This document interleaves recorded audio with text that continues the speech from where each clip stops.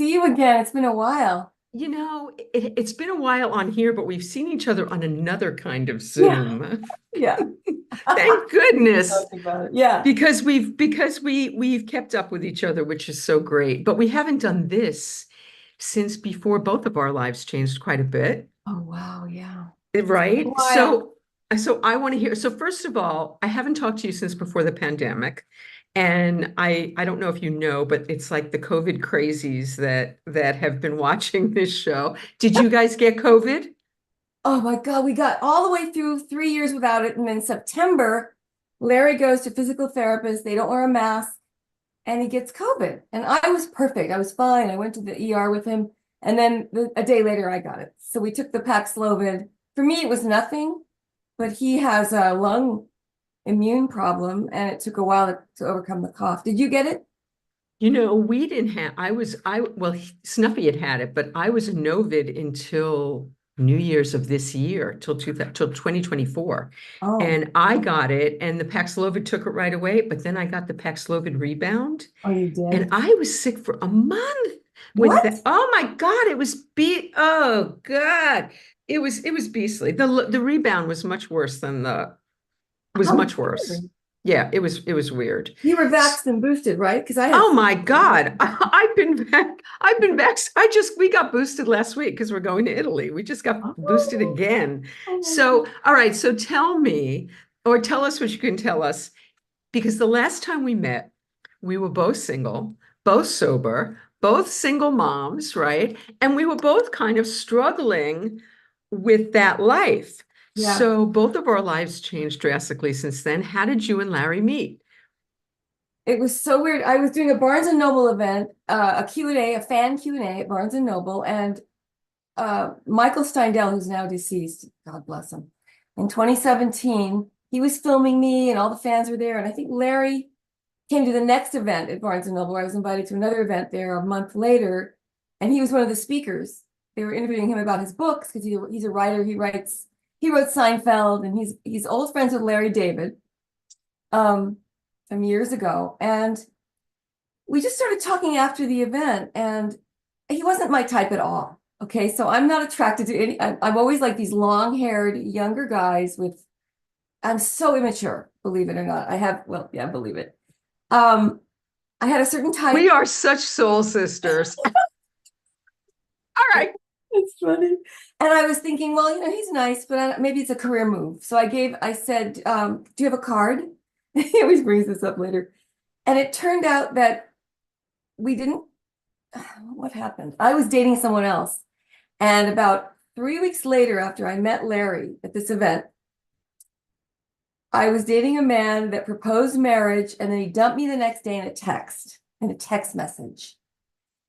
And I was, believe it, rejection is protection. But at that moment, I didn't know that. And I was grieving. I was so hurt. It was like I was in my 60s. I wanted to meet my forever guy. I was trying to I finally. got broken up with in a text in my 60s, right before. Oh my God. Go ahead. You're Oh, freaking twin? me out. You're That's freaking me out. Vicky. Go ahead. These are the little coincidence, I call them synchronicities. Yes. Yeah. Okay, so you got broken.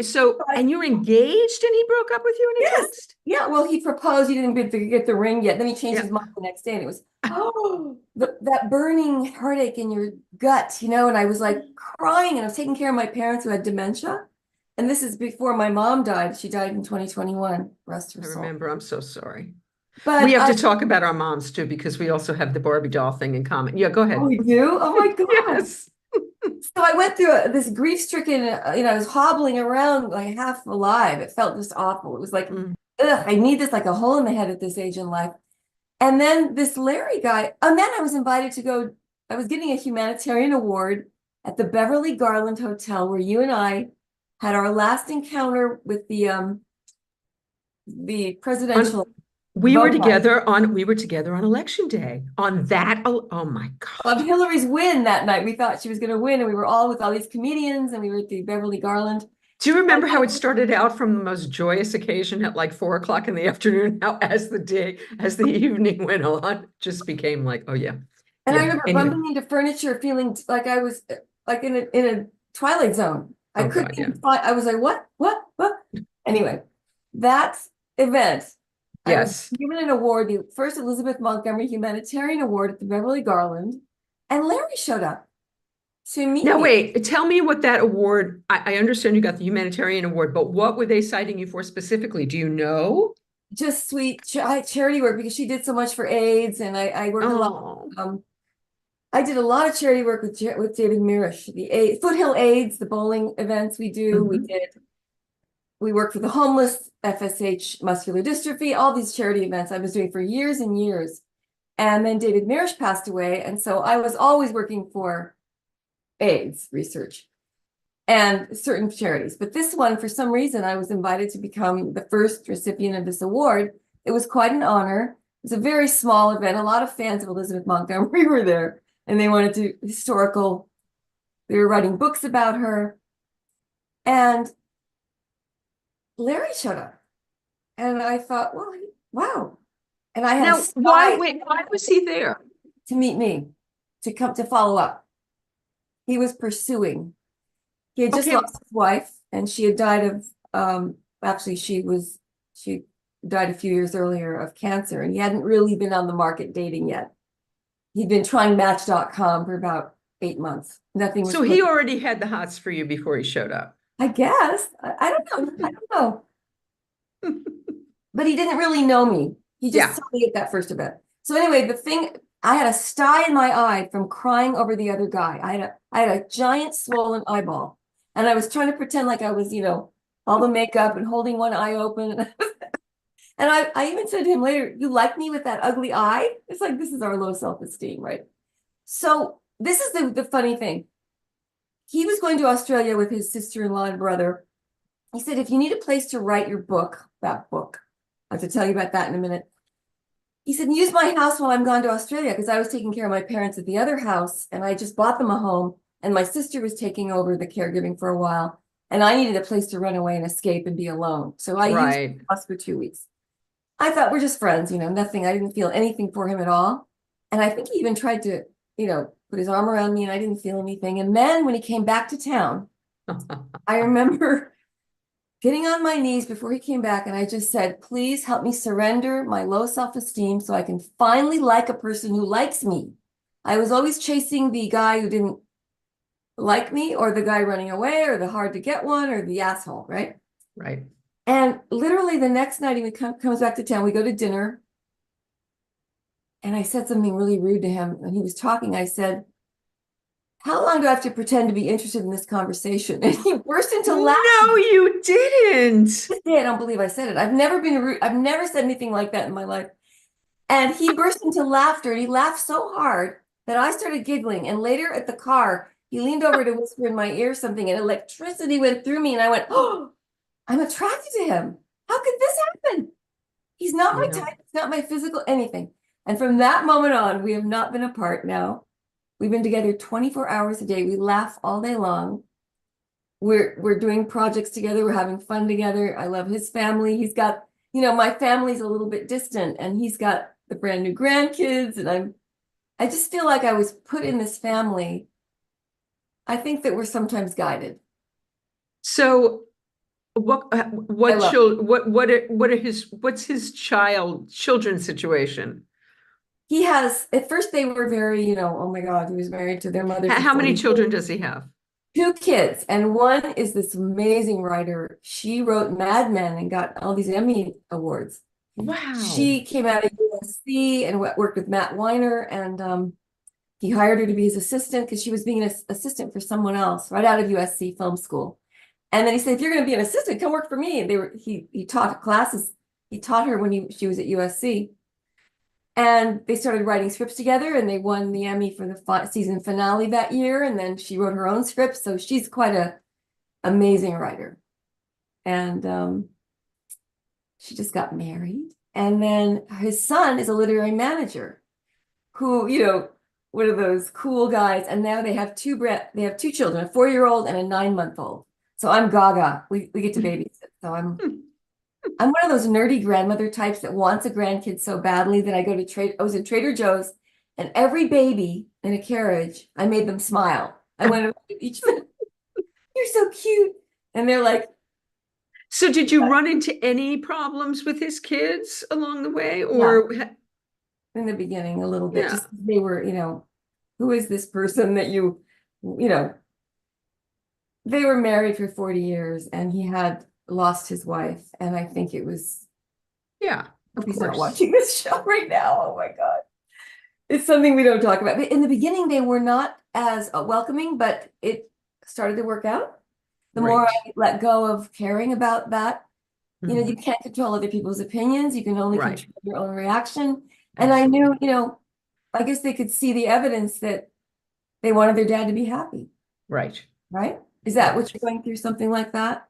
Well, we have a different situation, but Oh, this is about you. well, I want to So, find out how your modeling session went and all your well, showbiz. it's not, God, Lord knows, Lydia, it's not modeling, but I did a character acting session and I just got the pictures back yesterday. And so I did 11 characters, it turned out, and I hate the hair in 3 of them. Don't get me started, but they're all completely different. So it ended up being fine. And there's some great shots. The photographer did a great job and there's some great Oh, shots in there. And wow. it's fine. The agent is over the moon thrilled and I don't have to think about it until I get back. And now I have to Oh, go good. through and pick them, right? So anyway, Okay. thank you for asking. So that's all wonderful. So I can't even imagine starting this at this stage of life. So let's talk about when you started, because you didn't initially start. I love the story about how you got into show business because you had balls. I mean, from what I recall, you were like writing handwritten letters, Yeah. will you give me a job?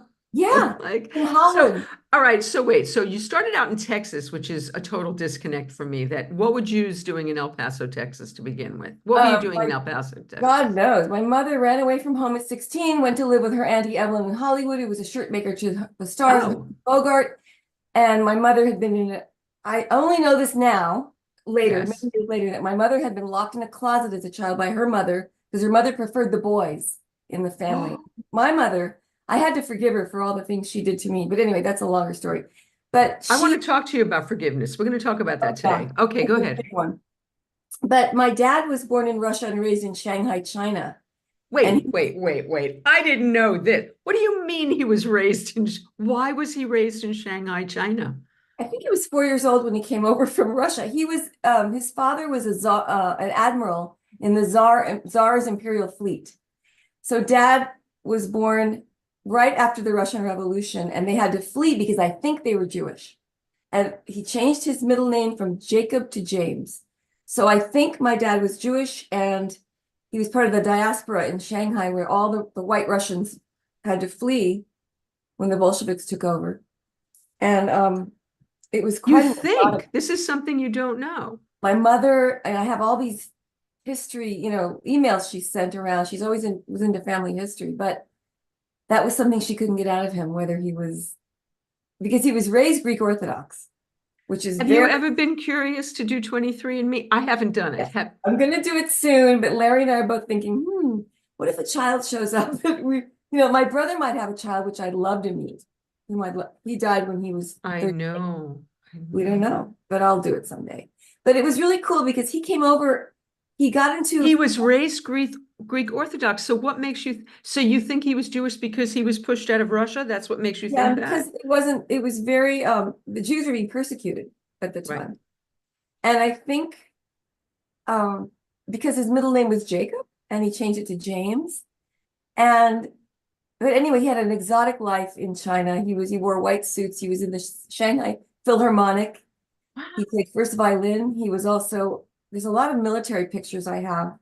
I have all Wow. the old pictures from World War II. And then when he got into this great music academy in America, then the Japanese came and locked the city down. The whole city was locked and he couldn't leave for 10 more years.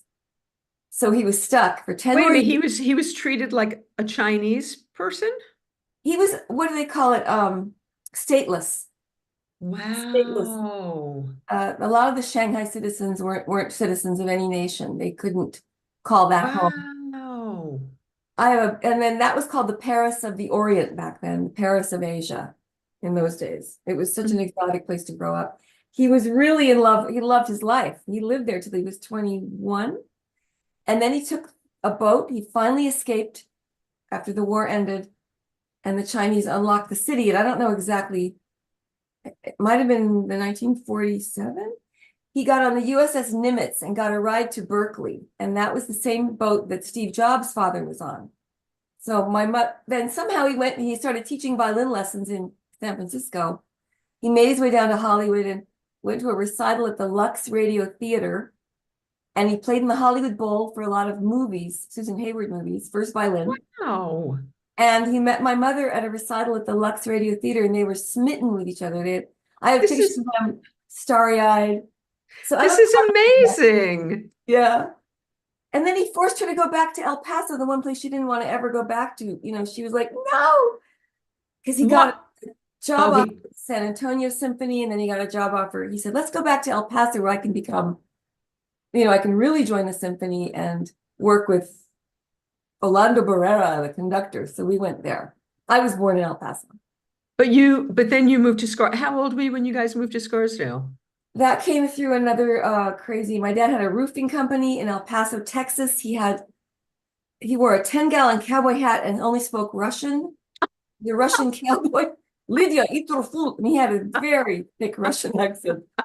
And then his partner swindled him out of 200 houses that he put the roofs on. He wouldn't pay him, so instead of declaring bankruptcy, he refused to declare bankruptcy. Mom was freaking out. Out of the blue, first time my mother ever prayed in her life. The phone rang. Wow. A billionaire friend he grew up with in Shanghai, who would become a billionaire in America, called and said, Grisha, it's Misha, come to New York. I'll make you vice president of my shipping company. So we moved to New York when I was 12. And Mom thought, well, where are we going to live? She wandered into Scarsdale Village because they said, that's a great school district. And she said, we need to rent a home. And they laughed in her face. The realtor said, the real estate broker in Scarsdale Village said, no homes are rented here. No one rents their home. And at that moment, the phone rang. And a family said, we need to go to China for 5 years. We're renting our home. So we moved into their house for a couple of years. Wow. Very weird. And I was in every play in high school. So I wanted to be an actor. Okay, so that's where, Yeah. where do you remember where that started for you? Because I know the moment it started for me. Do you remember when that started for you? When I was 12, I joined the the White Tweens. I went down to the YMCA, the YWCA, and had acting classes. Oh, it started for me at the opera, Pinocchio. My father was in the orchestra pit, and I would go to visit during the rehearsals. And I was obsessed with the scenery and the gauze of the whale, the light inside the whale, and the scenery. I was obsessed with going up and down fake staircases and something about being on stage. And I think it was because I wanted to escape. I always say, you're seeking the adoration of strangers when you come to Hollywood because you didn't get unconditional love at home. A lot of us have that weird fame dream. I'm really over it. I have this one line in my book, it took the hollowness of fame to make me realize all I ever wanted was a family. Really, at this point, it's interesting. But that was fun though. Theater was like, oh, creative, and I could play. And so Dad built a play theater in the backyard over the sandbox. And I wrote all these plays with all the neighborhood kids being in them. And I always had to play the boy. All the kids. Yeah, I love the fact that you were a tomboy. I love that. Yeah, because it's such a disconnect from how you became famous. Yeah. This blonde bombshell. That's the because in Texas, antithesis. you're told your hair is all that matters. You look pretty. And I was writing poems about being an astronaut. I wanted to be an inventor, explorer, and Mom went, "Oh, your hair, if it's not perfect, it's nothing."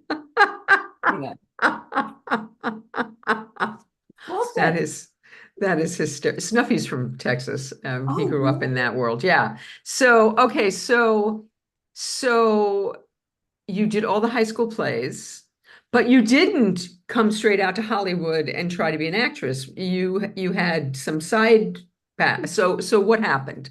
Well, wait, real quick. One of the plays, I wanted to be Desdemona in Othello. Okay. My best friend was a gay guy named Monroe, and he and I were always auditioning for all the plays. And I got Petra, an Enemy of the People, and he was Aslickson. And then we wanted to do Shakespeare, Desdemona, but they picked the head cheerleader.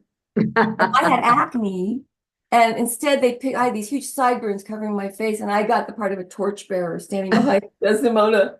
Monroe and I were both like, so we were the God. only, he was my only friend in high school.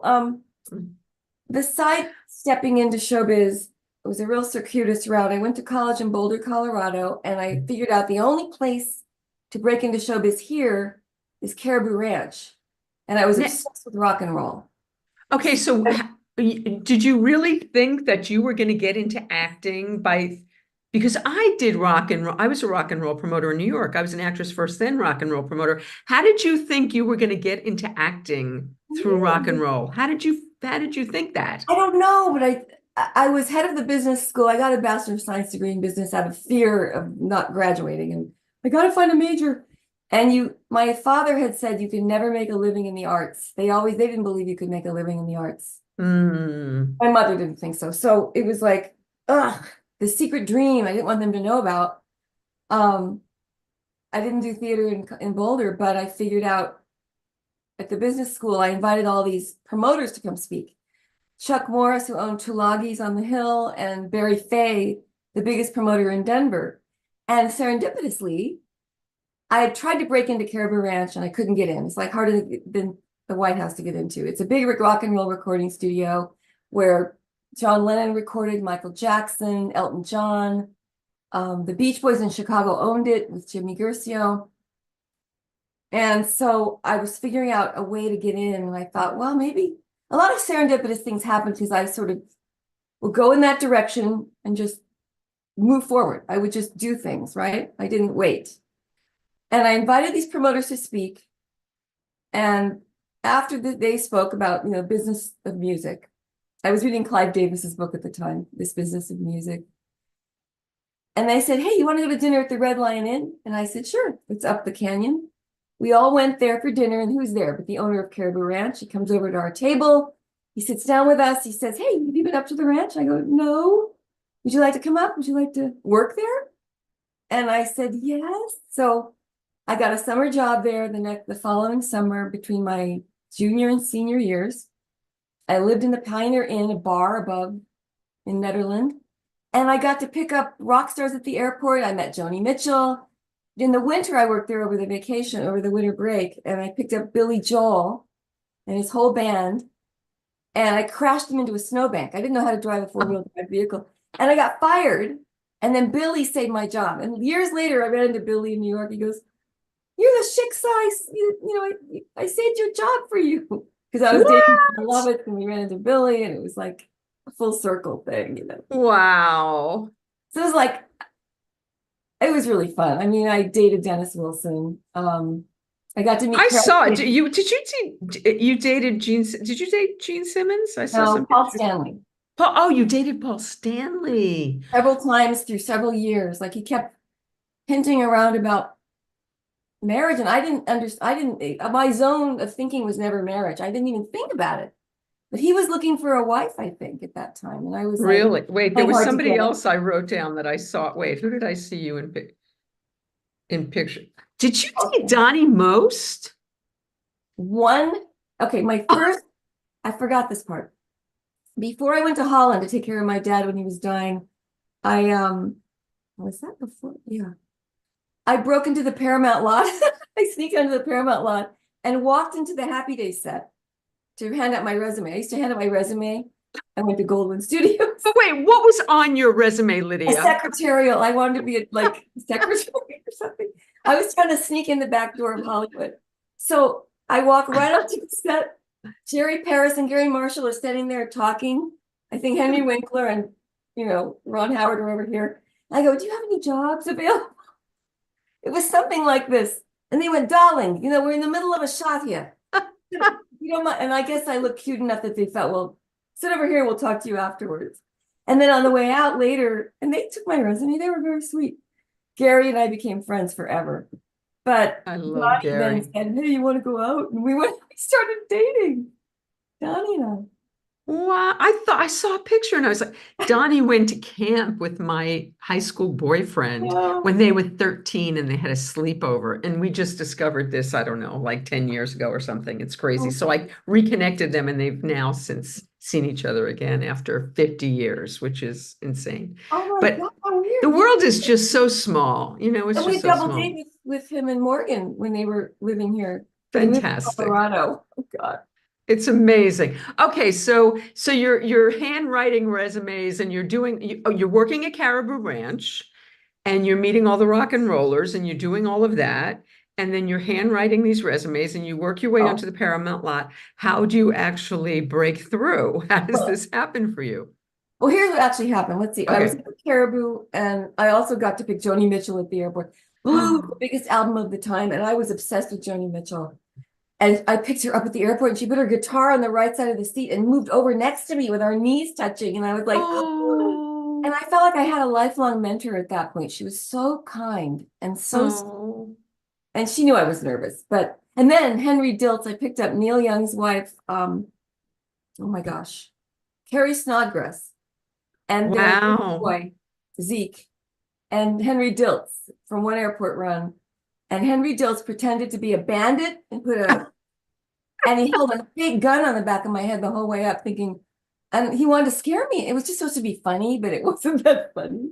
Wow. Anyway, long, crazy stories up at Caribou with David Cassidy and Billy Joel and the Beach Boys and Wow. and then I graduated college.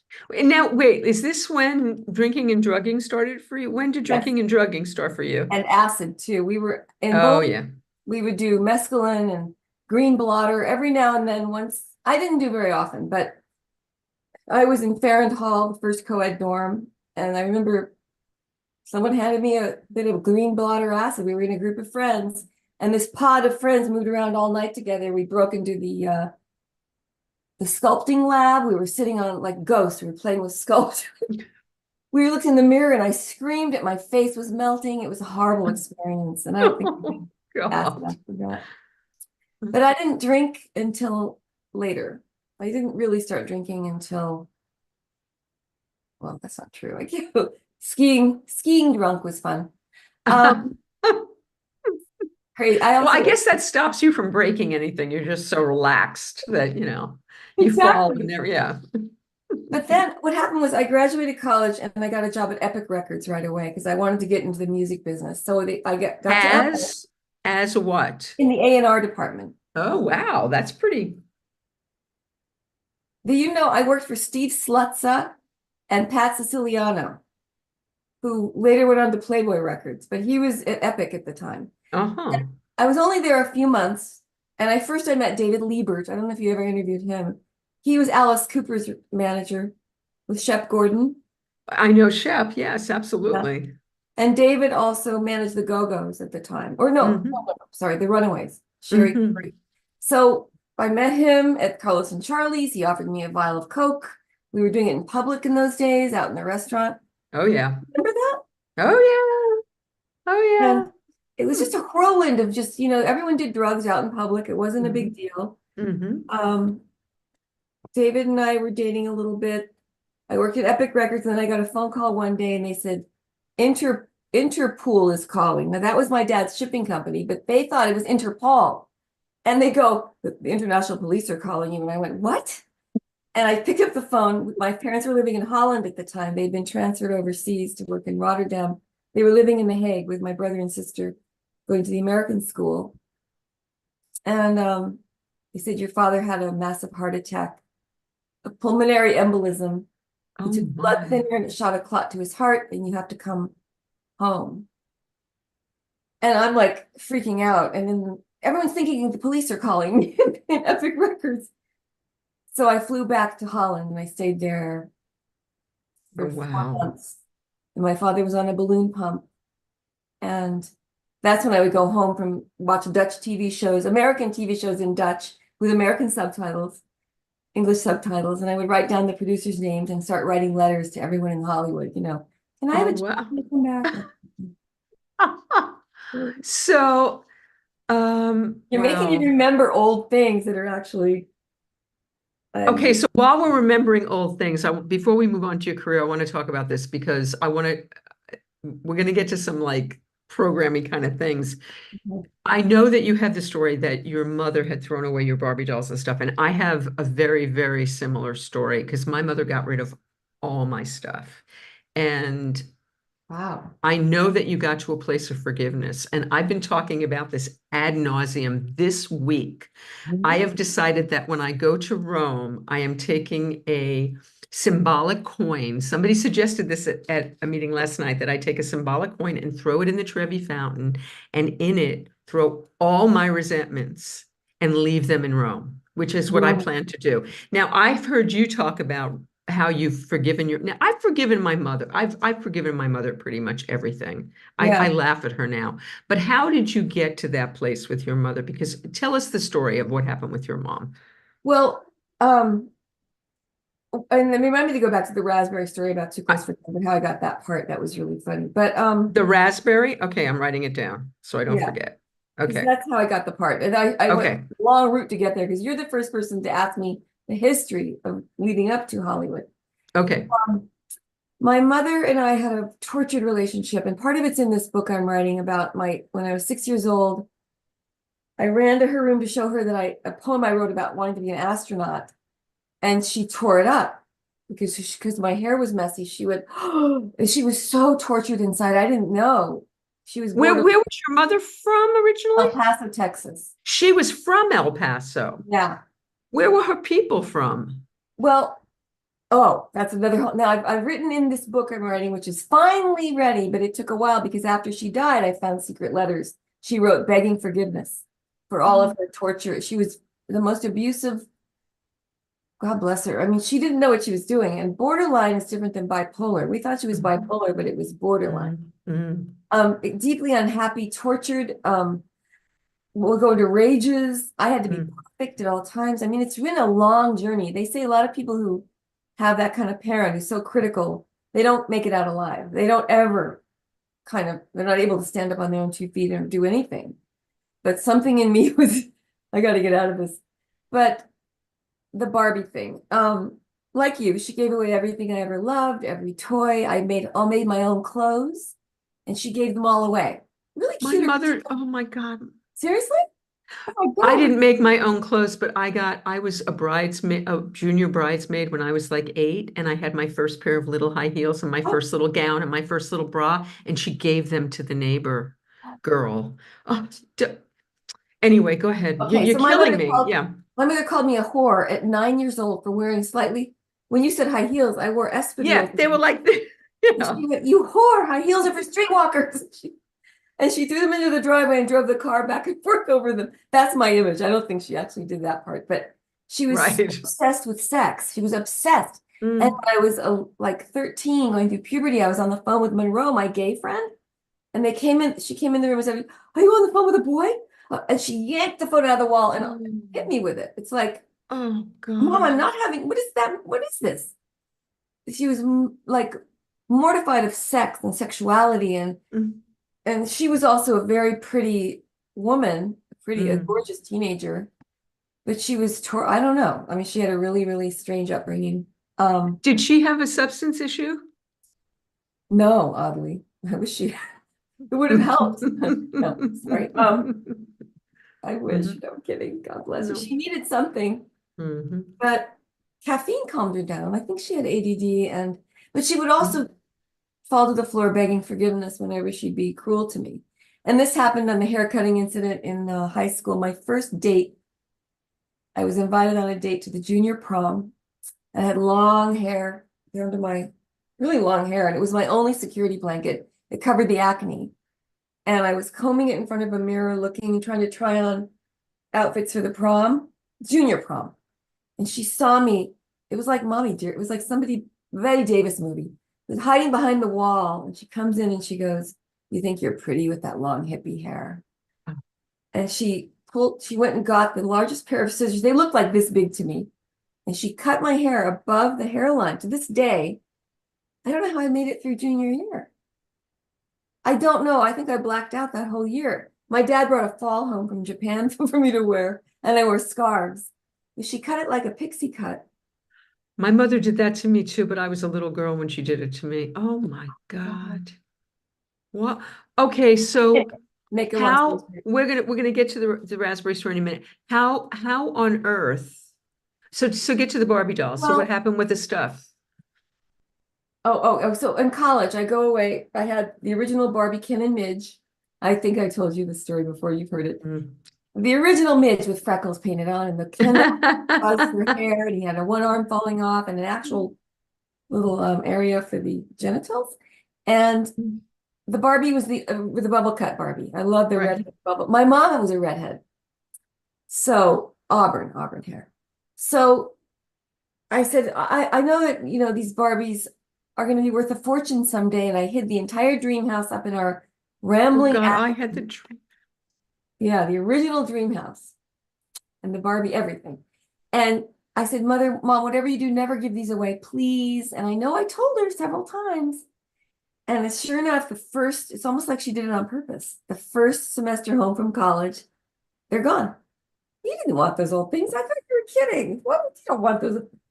And I could not forgive her for 20 years. I just harbored this anger and resentment, right? And my first 12-step meeting, 20 or 30 years later, I go to a meeting and no one knows that story at all, but I had a fight with Mom that week. Right after my son's amniocentesis, my mother's crashing the car into the curb. I'm not supposed to be upset over anything, and she had an attack of borderline disorder, whatever it was. She was angry about something. I look at her the wrong way. If I didn't smile the right way, she would go into this weird rage. And this is a true mental illness, and I really have to understand. I'm trying to figure out what it really was. I've written a lot about it, by the way, but the doctor said, whatever you do after the amnio, don't do anything weird with your daughter. Be really soft and sweet to her today. And no, Mom starts crashing the car into the curb and acting crazy. And I couldn't make her stop. And I just said, Mom, can I get out of the car? And that day we had a fight over the Barbies. And then that later, next week was when I went into my first 12-step meeting, and I didn't share this story about my mom at all. And the first person told me that story to my face. They forgave their mother for giving away their Barbies. And it was like, what? I thought I was in a magic Twilight Zone place. What the? You had the same thing happen to you? How could that happen?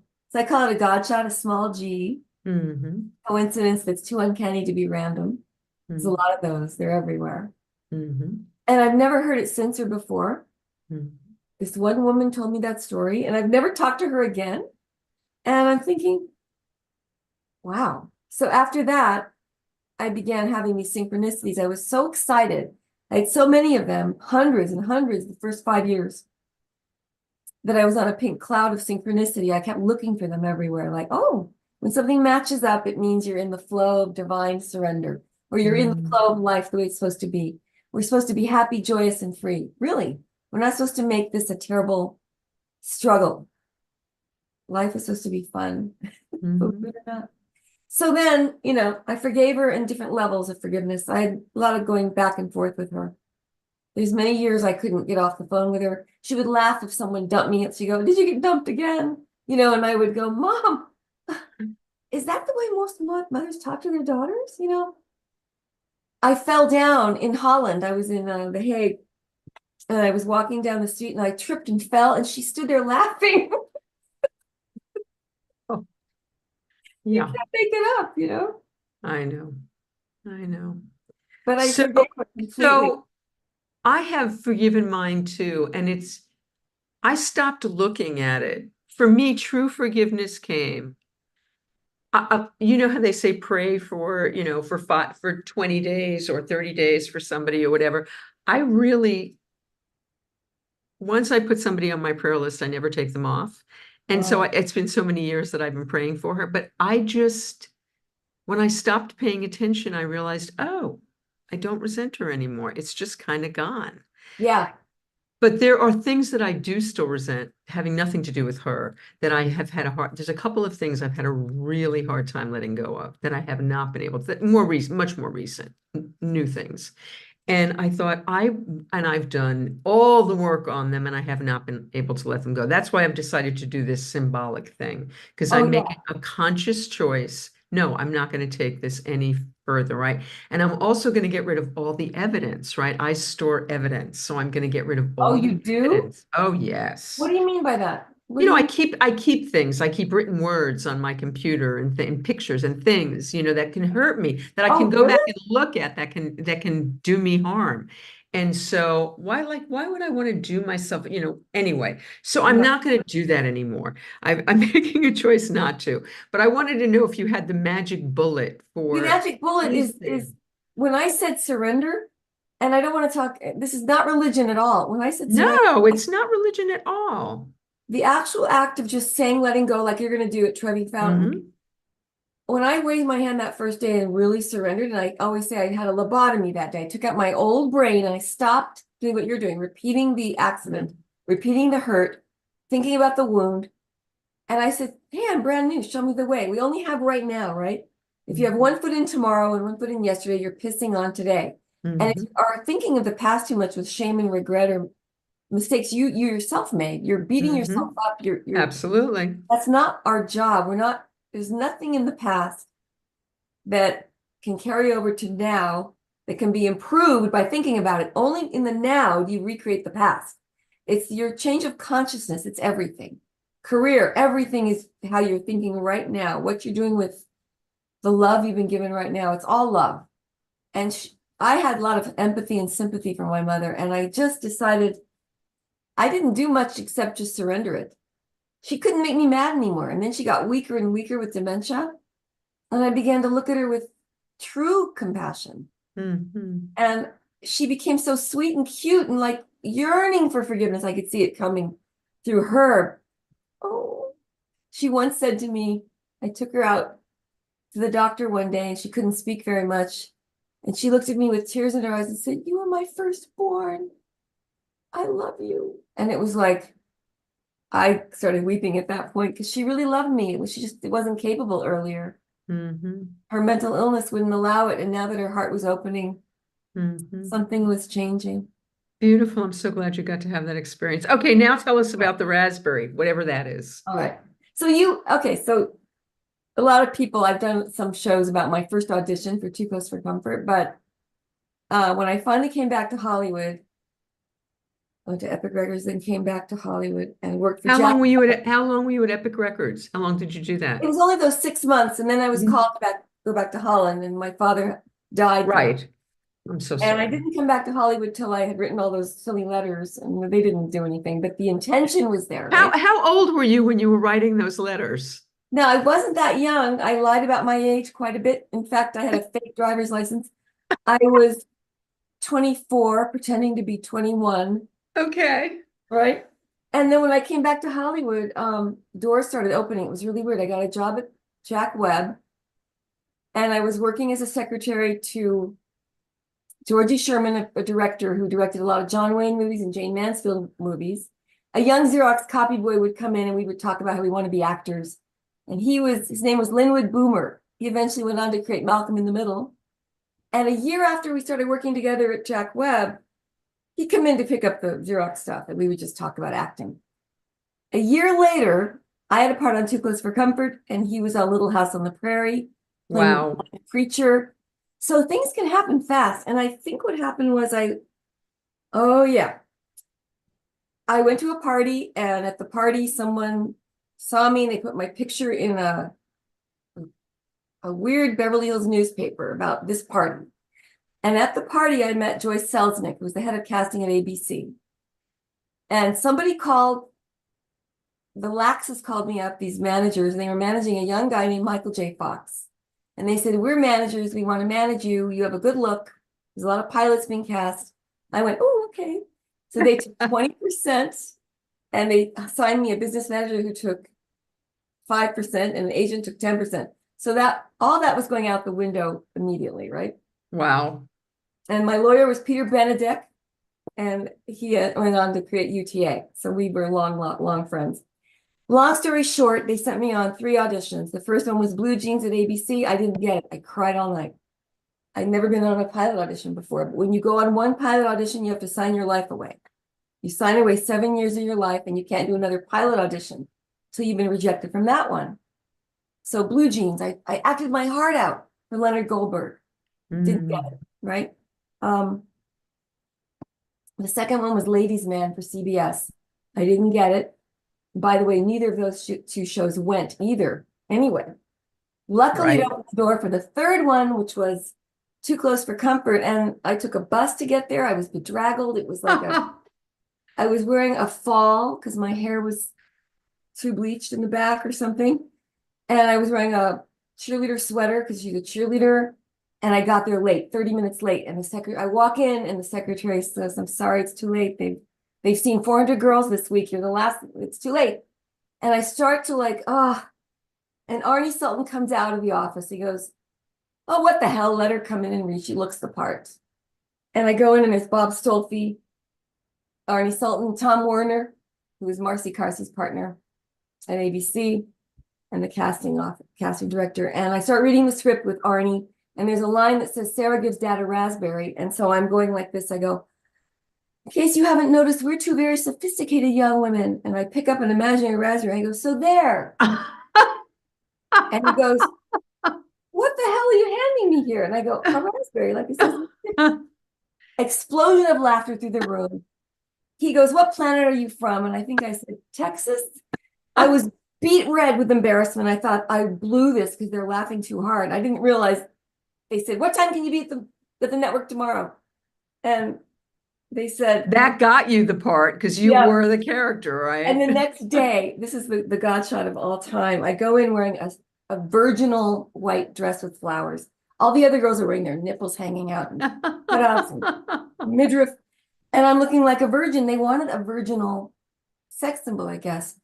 And I go in and I read with Ted Knight in front of Tony Thomopoulos, the head of the network, Marcy Carsey, these big shots at Schubert Theater. And I'm like, up in the executive offices. And everything went really well. And they're laughing. And I'm like, this seems kind of easy. And they go, we don't usually do this, but we're going to tell you right now, you got the part. We're going to call you. It's your first real audition?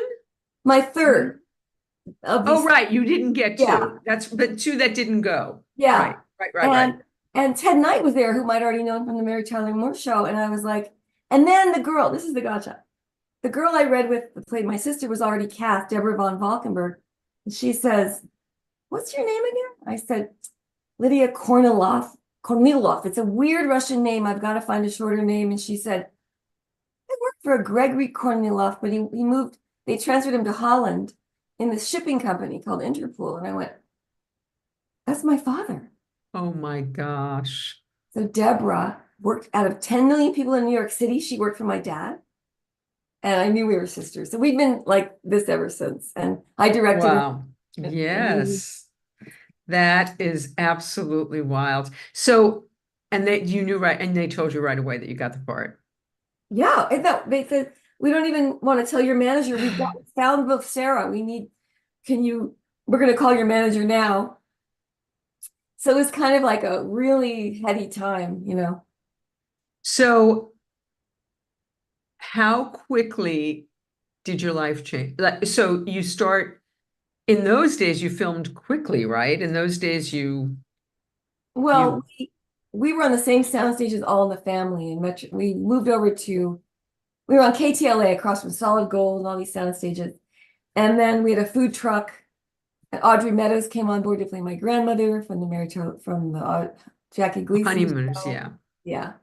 A lot of Broadway stars were guest stars. It was really fun. It was scary. They wanted me to stay skinny and perfect, and I had to be a sex symbol. And ABC was making bikini posters of me, and then Ted would get jealous of the posters, and the producers would hide the magazines from Ted if I was on the cover, or he'd freak out. It was kind of a weird thing. It was weird in the beginning. So it wasn't a raucous, fun family set. Not really for me. I mean, we tried to make it that way. We got in a lot of trouble for 3 kids with Ted. I've written a lot about this. Is very funny stuff, but also Ted wouldn't allow us to use PR companies. And I remember Morgan Fairchild told me, she's an old friend, and she said, I hired a PR company because she was in this show called Flamingo Road, which is number 60 in the ratings.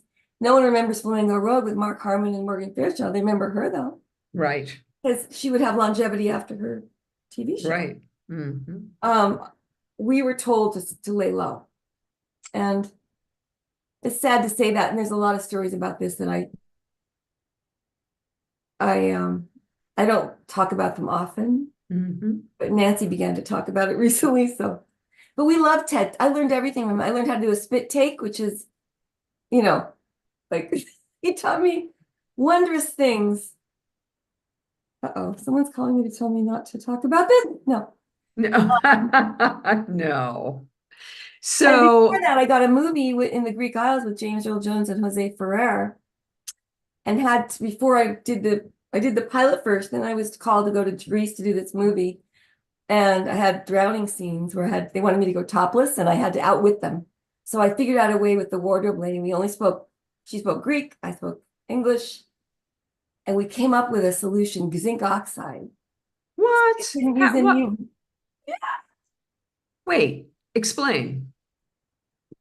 The director kept saying, "Can you pull your top off when you run into the ocean and it looks like you're drowning?" And we have an underwater scuba diver with the camera in underwater in the Aegean Sea.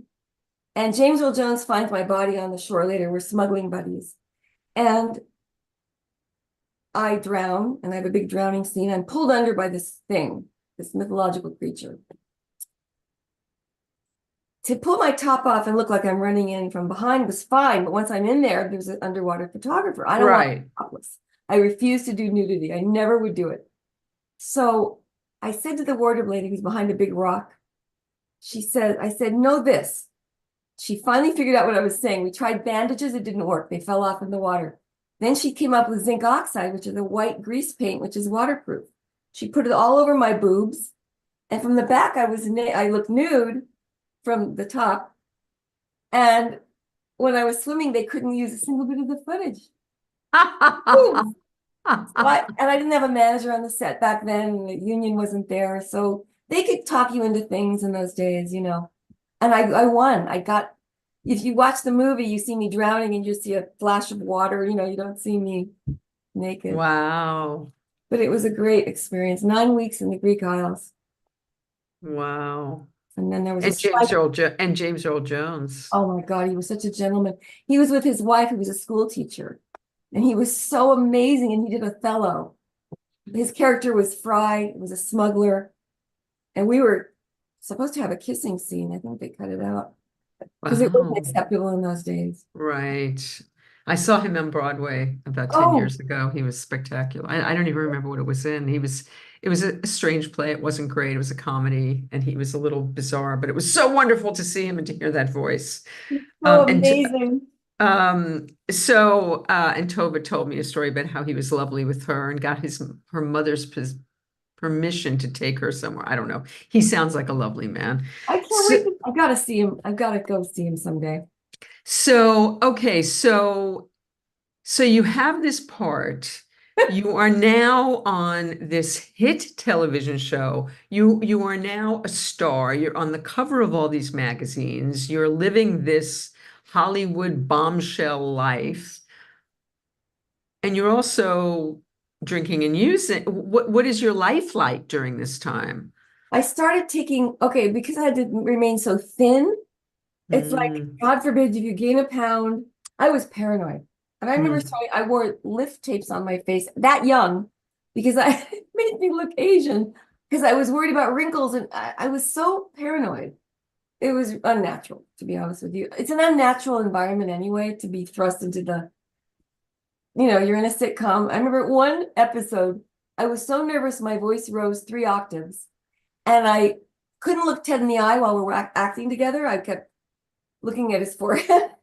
And he'd yell, "She's looking at my forehead. Why isn't she looking me in the eye?" He would yell up to the booth. And then the National Enquirer Mm. was on the set and they would put spies there. And one time I was accused of primping too long, but it wasn't me. It was the wardrobe lady couldn't get my buttons buttoned. They were pearl buttons. So it would be articles coming out in the tabloids going, "Lydia Cornell is keeping them waiting on the set." It was stuff like that, right? And then I would fly off to Monte Carlo for these Princess Grace tennis tournaments. In between or on hiatus, I do a love boat. I had 6 love boats, Tells, TJ Hooker, Fantasy Island, Charlie's. I did all these different shows on hiatus. So it seemed like a lot of fun, but it was kind of nerve-wracking, to be honest with you. Having to remain perfect. One time I was yelled at for carrying a burrito and a taco and a bag of M&Ms from the food truck. Arnie Sultan went, "Don't you know you're a sex symbol? You can't eat starch." In those days, Wow. remember?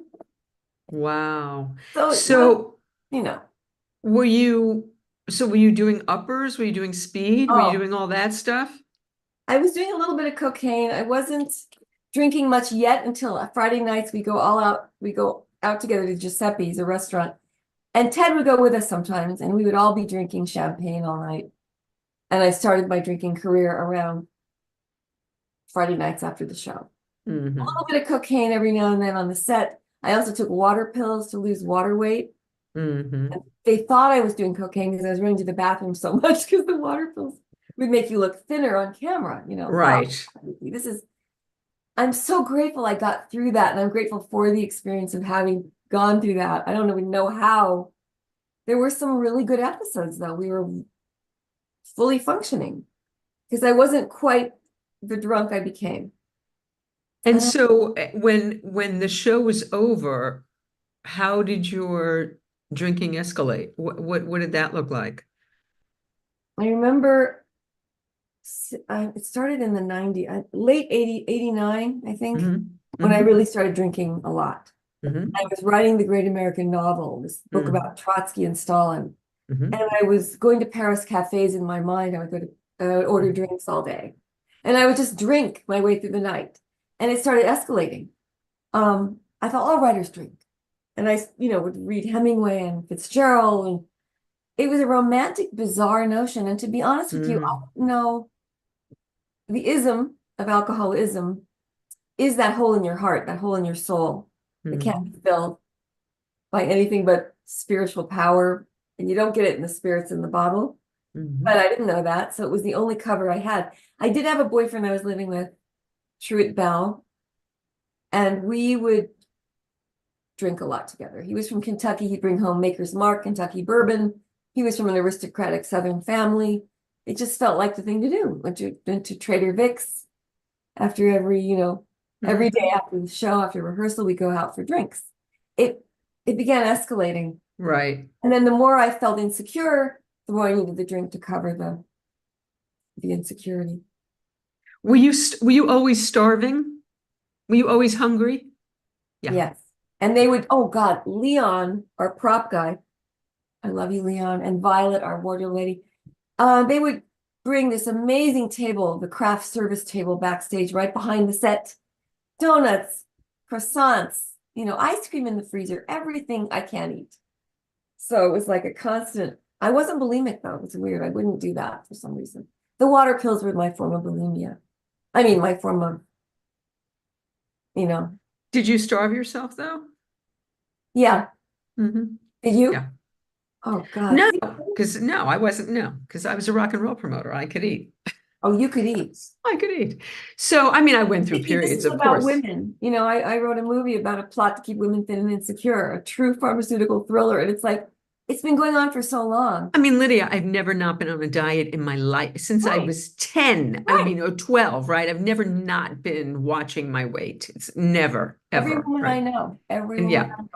So, okay, so what brought you to your knees? Why did you, 29 years it is? What brought you to your knees? Why did you get sober? I woke up one day when I was 36 after I'd been to Cuba doing all this research on my novel in Barcelona, and I've been around the world having a crazy, wild celebrity life, doing all these, royal things, the royal family in Monte Carlo, I told you, and all these, I was the head of a ski tournament with Brooke Shields and Christy McNichol and Cheech and Chong. They were on my team, and we were like slaloming drunk. I was like drinking with, I don't know if they were, but I was. I have so many funny drunk stories, but I thought that well, was tell one. One of the audition that really brought me to my knees. Did you go to work loaded? Did you ever fuck up? Did you ever screw up on set because you were high? Not on my show, but after the show. Actually, I dated the coke dealer who said, we were buying liquor, and he says, "You're a fucking alcoholic." And I went, "You're a coke dealer. How dare you?" But anyway, Yeah. the I was up at a big charity event doing something, and this director comes over to me, an Oscar-winning director, and he says, "I've always loved you so much. I love your work." And I'm like, "Really?" I'm like the sitcom star. But I'd done like 250, I'd done so many episodes already. It felt like I'd done every Dukes of Hazzard, Hunter, 18 Night Riders, Sure. and Hardball, Full House, all these things. And he says, "Why don't you come in and read for a pilot I wrote?" Now, I'm not going to say his name or anything, but I was like, okay. And I couldn't face going to the audition without vodka.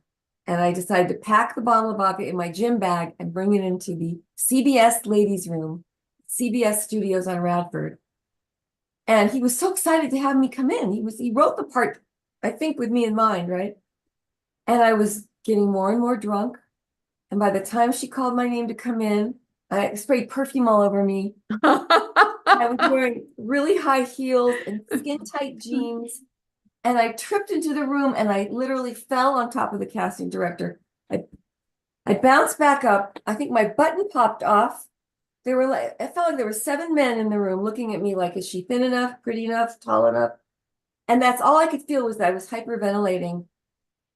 And it felt in my imagination like the button popped someone on the nose, and I just kept going, "Oh, I'm sorry, it's something, I tripped." And then I slurred my words. I couldn't get the lines out. That was my incomprehensible demoralization at that moment. And they escorted me out of the room. He looked mortified.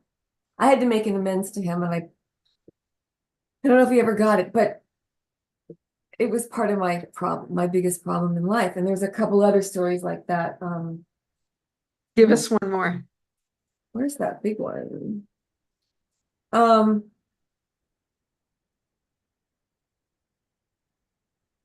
Well, that one is the biggest one, I think. That's pretty big. Yeah. That's pretty Oh, humiliating. I was up for the lead in the really big guest starring role, would have been multi-episode role in Night Court. Mhm. And I was on a tennis tournament weekend in Palm Springs. And I'd been up all night drinking, and they said the audition. I thought I could drive in early that morning, Monday morning. I'll make it. Instead, I stayed up all night drinking, and I couldn't make it on rush hour. And I missed, not only did I miss the audition, but I preferred to stay there drinking than go the night before. I thought I was going to be able to just walk in, and someone else got the part. So it was like, I don't know how many times I just buried myself. I have not thought about this in a long time. I don't think about my drinking stories like that very much. So what was the day, the night that you said, "Okay, this is my last drunk"? What was that 36 day? years old, I decided, wait a minute, I forgot to have a baby. Are you supposed to is there a biological clock? Because my mom always said, never have children, whatever you do. And suddenly I was thinking, I'm not married, I don't have kids, I don't really have a career. I'm wasting away with this money that I have in the bank, sitting on the corner of my bed, just drinking every night by myself. I had dates, but they weren't really leading anywhere. I wasn't picking up the cues. And then I found myself at a crazy wild barbecue party one summer, and I was drinking, and oh God, I just remembered it. Actually, no, this was earlier. It was in the winter. I went to RJ's The Rib Joint to get some soup on a cold day. I walked out of my Beverly Hills townhouse near Saks Fifth Avenue, and I got some soup, and there was a guy at the bar just drinking, Mark Swope. And I love Mark. He died a couple of years ago. He and I became friends. He invited me to a big party the next night. At that party, I met Jim Mulholland, the father of my child. We ended up dating. Actually dating, for 6 months. And then we decided to have a baby together. And it was perfect, and it was wonderful. And I didn't drink during the pregnancy, but the minute the baby was born, I started drinking. And I could not figure out what was wrong with me.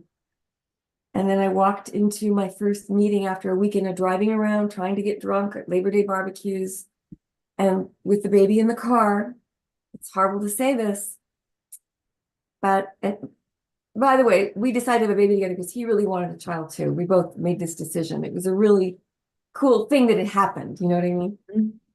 And we went and did the whole test together, and we were excited, and we were having this plan. But that weekend, oh my God, it was horrifying. I could not figure out why I was so down and depressed. And I didn't know it was hormonal, but I wanted more and more booze, but nothing would get me drunk that last weekend. And then one day on Tuesday, September 11th, 1994, I walked into my first 12-step meeting, a women's meeting. To this day, I don't know if I drove or if I took a cab. I don't know. But I was hiding. I thought I was too famous to get sober. I was wearing a hat and sunglasses. Mhm. And this is that thing.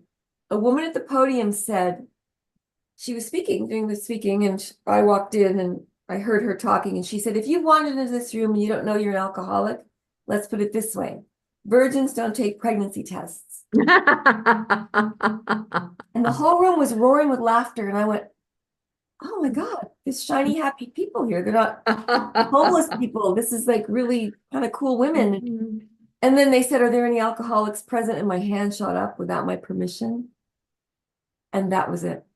That was my first real prayer, my first real surrender, admitting it out loud. Mhm. And I tell you, Vicki, that moment, it was like hell, like years and years, 20, 30 years of hell rolled off me. I felt lighter. I was crying a river, and then they all came over to hug. It was like at the end of the meeting, they all hugged me.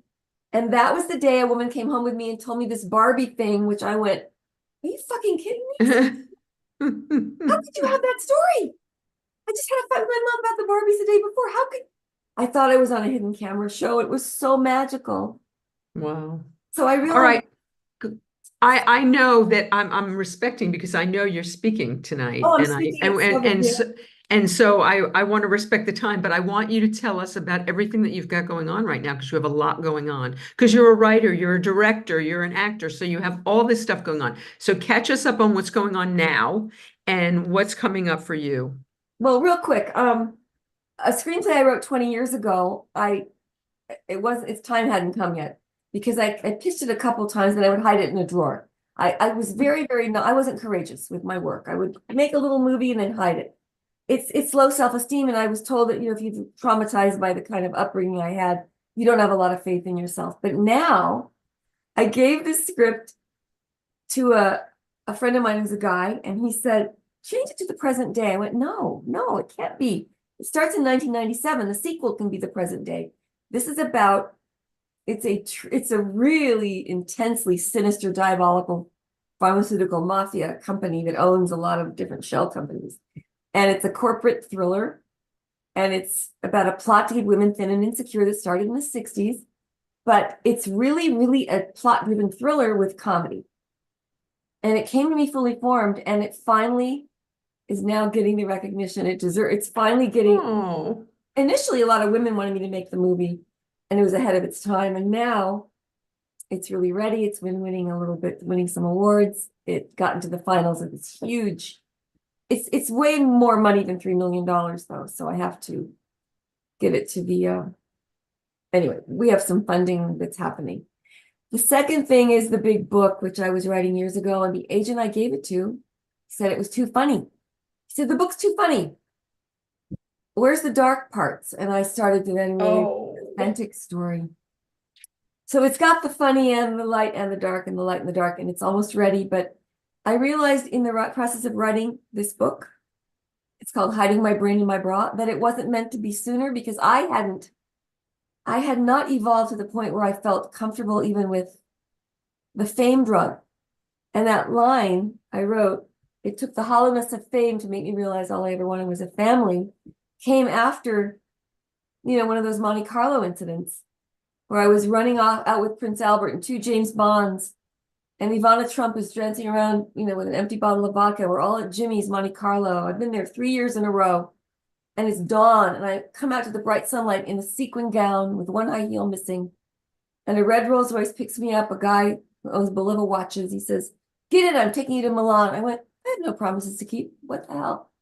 That lifestyle, that life, to keep chasing that drug of fame, it's so empty. And it took me this long to realize it's not what I want anyway. I want the creativity.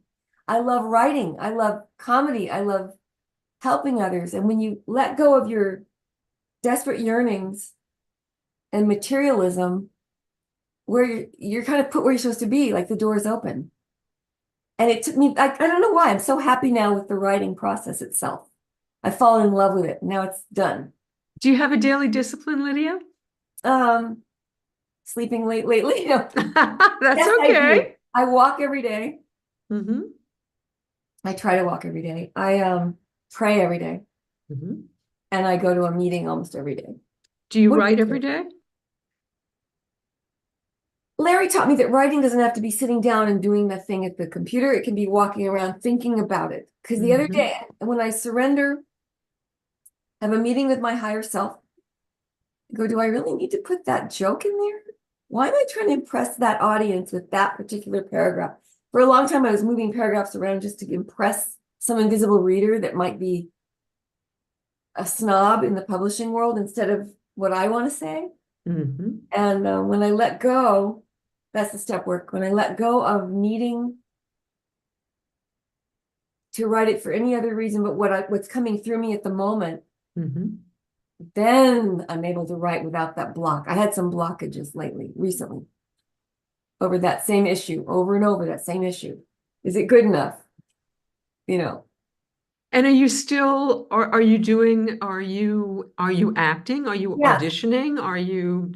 Oh, I didn't tell you. I didn't want to be an actress, to be honest with you, much after this career that I had, because I figured to do what Farrah Fawcett did or Charlize Theron, they had to either, Charlize gained weight to play monster. She's brilliant. If you're a sex symbol in this industry, it's really hard to break that mold. Right.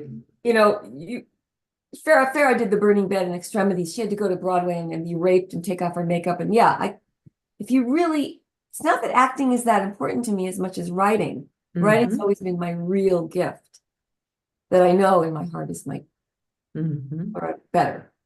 And I actually surrendered it one day and I asked out loud when I was sober, do I have to keep auditioning anymore? It's so painful and it's not what I want to be doing. Do I have to keep doing this? Can I just be a writer? And at that, you're not going to believe this. And then I randomly went down. I was in my library downstairs and I picked up several different books. Candide, Sirens of Titan, or was it one of the Kurt Vonnegut books?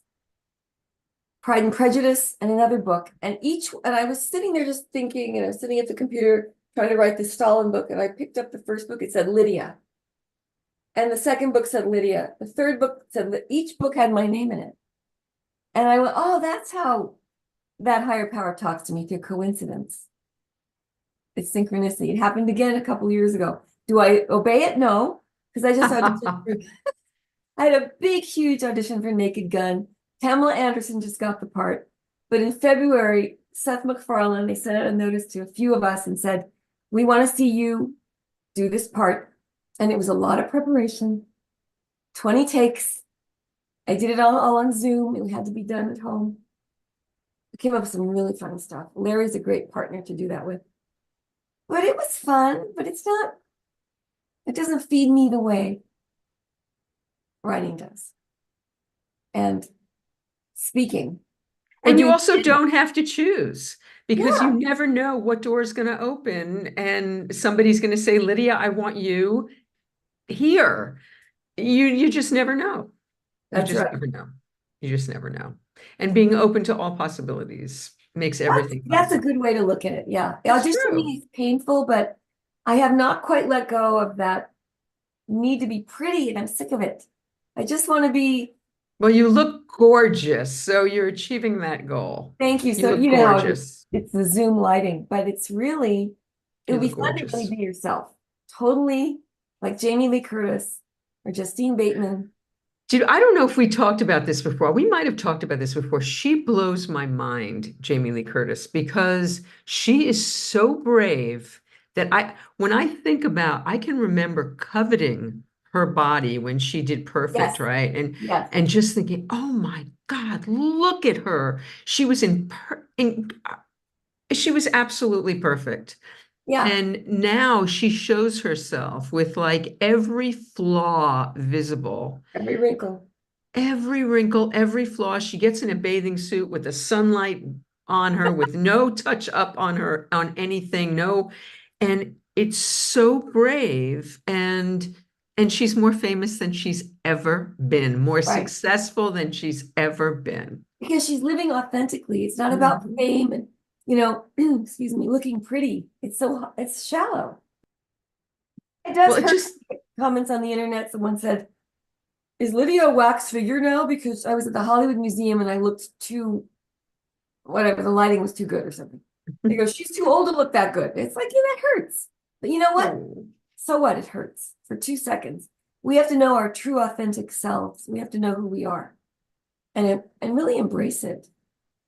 And I'm tired of being fake, about anything, trying to be perfect looking. It's really taken a lifetime to grow out of that. And you look perfect looking. I mean, you're this gorgeous blonde. no, I mean, like, I am having like a wickedly, I mean, I did not have time to do my hair. I had all plans to like make curls and do this.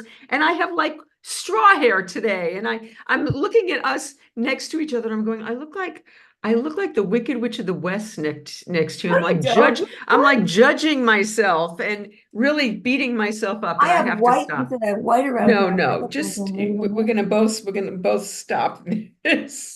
Oh my God. I have war But paint on. but Lydia, thank you so much for doing this. It was so wonderful to catch up with you, and I so appreciate you, and I'm so grateful for all. I know there are some women whose lives you have impacted directly and who benefit from what you do on a daily basis. And the Thank you. service that you do is a beautiful thing. You too, And by the way. Thank you. You do a and the lot for others. the energy that you put into the world is as gorgeous as you are on the outside. So thank you. And send me the coordinates for where you're going to be. And if I don't have too much post-show stuff to do, I'll come hear you. Okay, love I you. love you lots. Love you, Thank